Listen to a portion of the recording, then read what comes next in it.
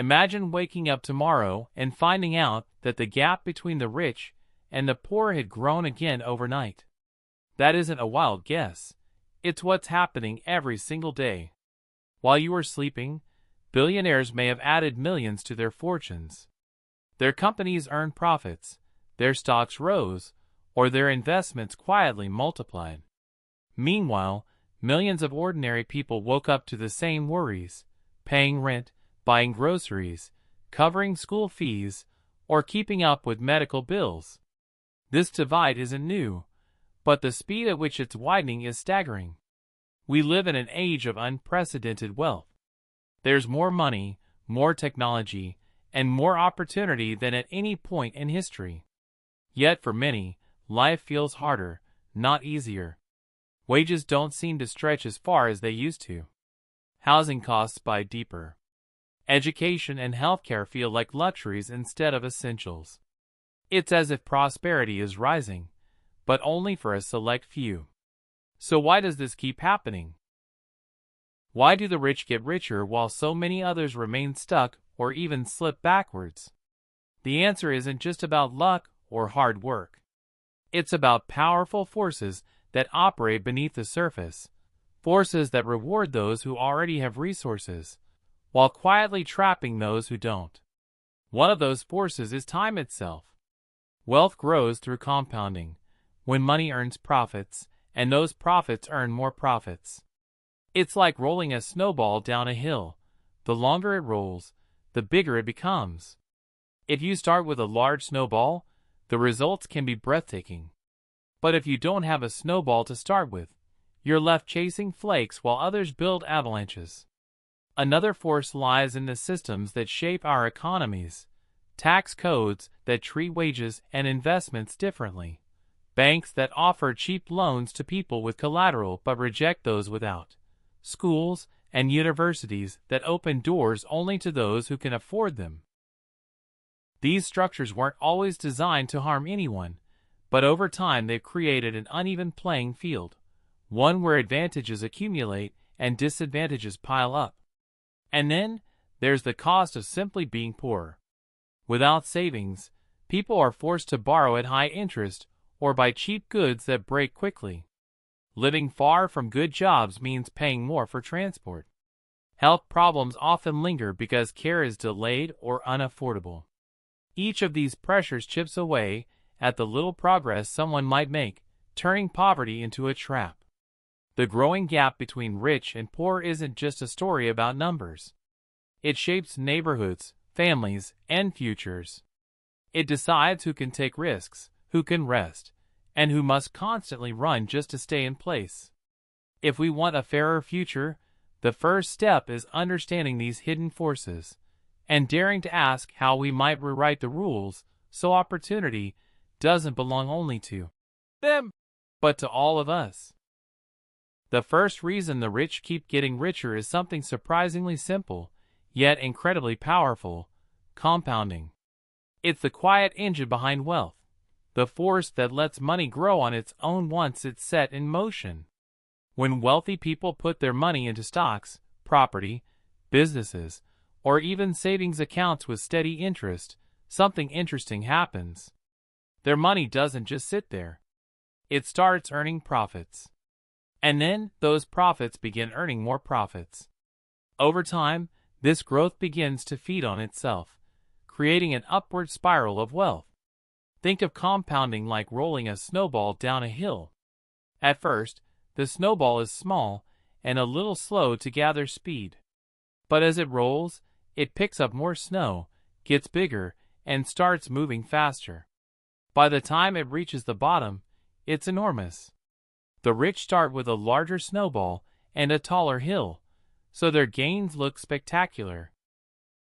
They have the luxury of time, and they don't need to spend every dollar they earn just to get by, so their snowball never stops rolling. For most people, though, the situation is very different.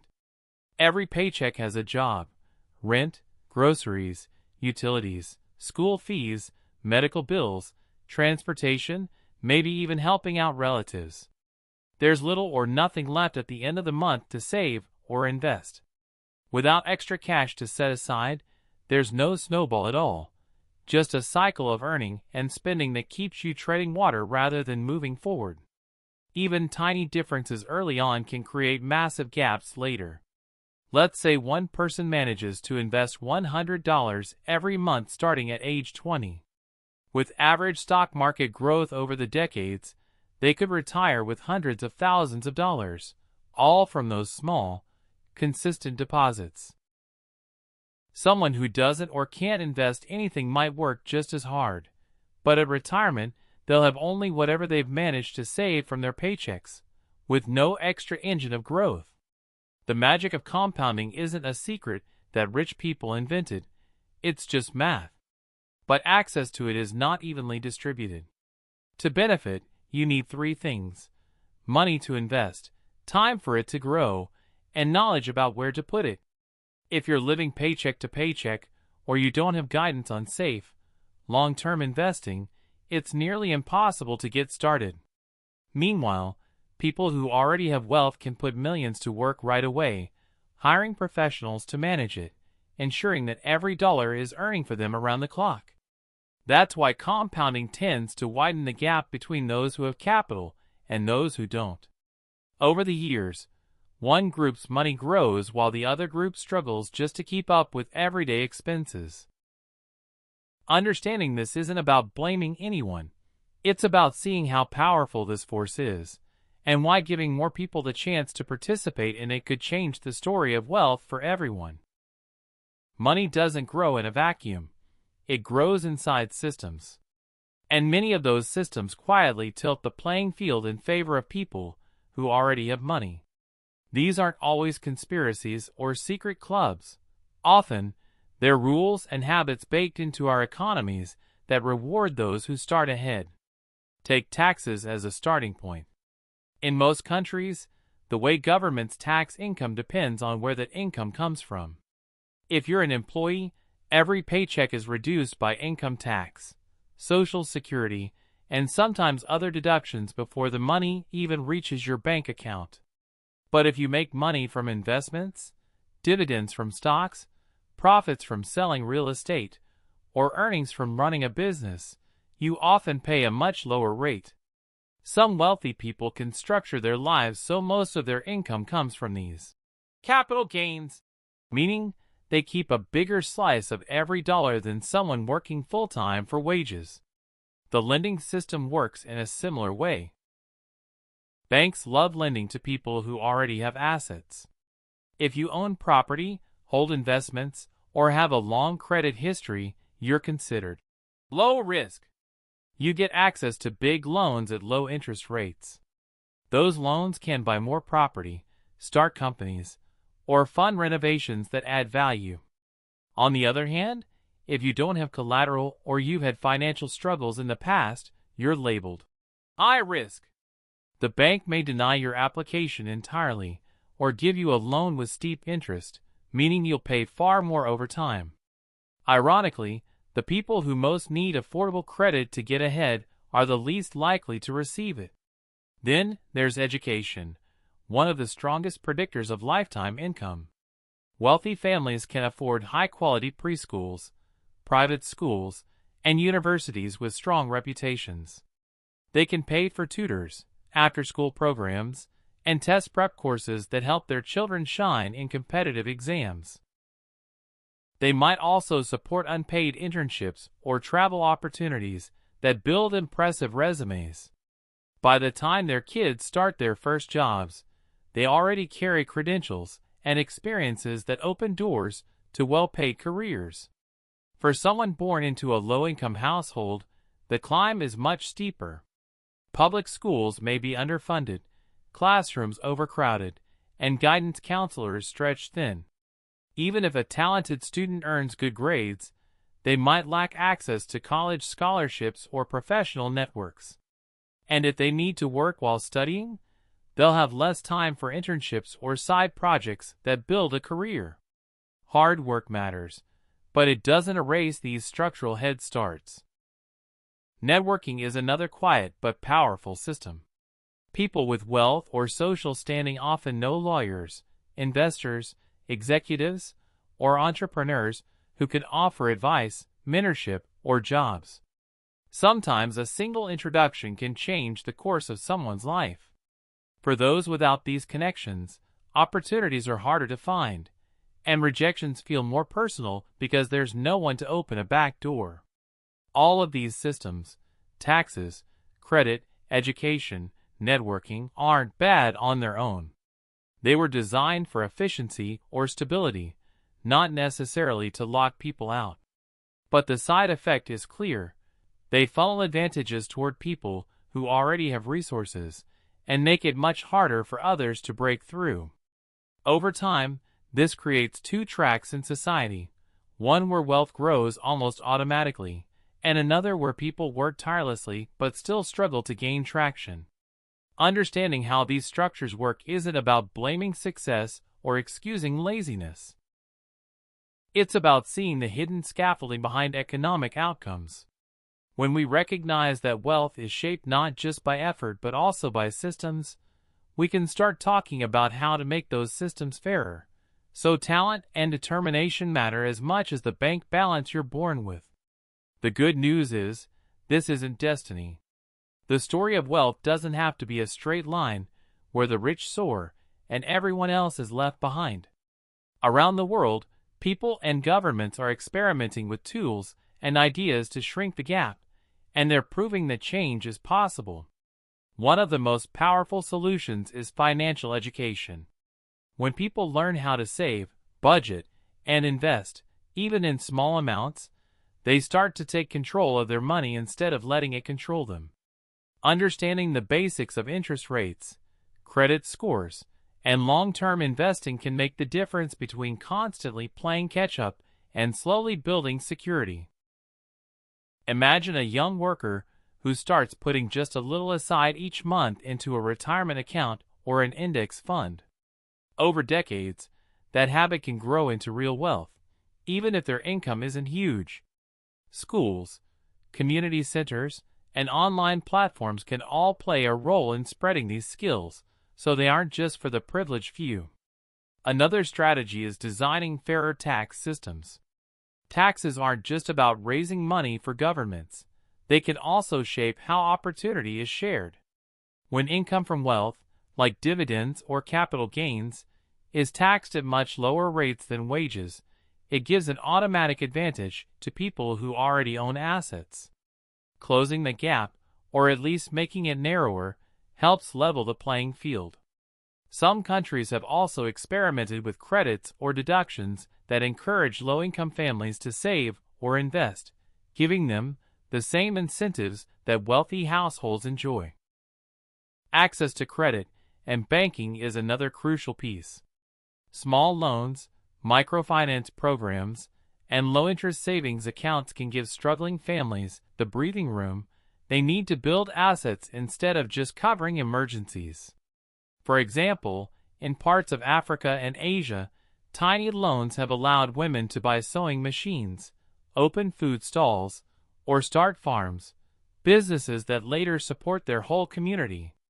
Even in developed countries, affordable banking can help people avoid payday lenders or predatory credit cards that trap them in endless interest payments. Of course, none of this works without better wages and solid safety nets. A full-time job should be enough to provide stability, not just survival. Minimum wage laws, worker protections, and health or childcare benefits all reduce the risk that a single setback, an illness, a layoff, or a car repair will push someone into debt they can't escape. Social safety nets aren't about handouts. They're about giving people a foundation strong enough to build on. Change also happens on a personal and community level. For individuals, starting early with even tiny investments, avoiding high-interest debt, and learning to track spending can quietly transform a future. Joining saving circles, using budgeting apps, or watching free online courses can make financial literacy part of daily life. Communities can magnify this effect by sharing resources and knowledge. Mentoring programs connect young people with role models who've learned how to navigate jobs, education, and money. Neighborhood co-ops and credit unions let people pool funds to support local businesses. Even small acts, like buying from nearby entrepreneurs or helping a friend write their first resume, can tilt the balance toward opportunity. None of these steps alone will erase inequality overnight. But together, they chip away at barriers and give more people the tools to grow, plan, and dream. The wealth gap isn't carved in stone. It's a challenge we can meet with creativity, policy, and persistence, proving that prosperity doesn't have to be reserved for them. It can belong to all of us. The story of the rich and the poor isn't written in permanent ink. It's not a law of nature or a destiny that we have no power to change. It's a living mix of personal choices, government policies, and the opportunities available to each of us. These elements shape how money moves through society, who gets to build wealth, who stays afloat, and who struggles just to survive. When we understand the forces at play, the quiet snowball of compounding, the hidden systems that give advantages to some, and the heavy cost of poverty, we begin to see that inequality isn't random. It grows out of rules, habits, and access. And anything built by human hands can be reshaped by human hands too. So, the next time you hear someone say, "The rich get richer," don't think of it as an unchangeable truth or a slogan fueled by envy. Think of it as a signal to look deeper. Wealth is often the result of how systems are designed, how opportunities are distributed, and how people are taught to handle money. Luck plays a role, yes, but so do education, fair policies, and a society's willingness to give everyone a fair shot. That means each of us has a stake in the outcome. Governments can craft tax codes and lending rules that reward effort rather than just existing wealth. Schools can teach financial skills so young people understand saving, investing, and avoiding debt traps before they start their first job. Communities can create networks that open doors for people who might otherwise be left out. And on an individual level, we can make small, steady moves, learning, budgeting, investing, mentoring, that ripple outward over time. If enough of us demand change, if enough of us share knowledge and lift each other up, the divide doesn't have to grow wider forever. We can build a society where prosperity isn't hoarded at the top but circulates through every layer, giving more people the confidence to dream, to plan, and to build a stable future. Maybe then, it won't feel like us versus them. It'll just be us, working together to create a world where success isn't reserved for a lucky few, but a possibility for anyone willing to reach for it.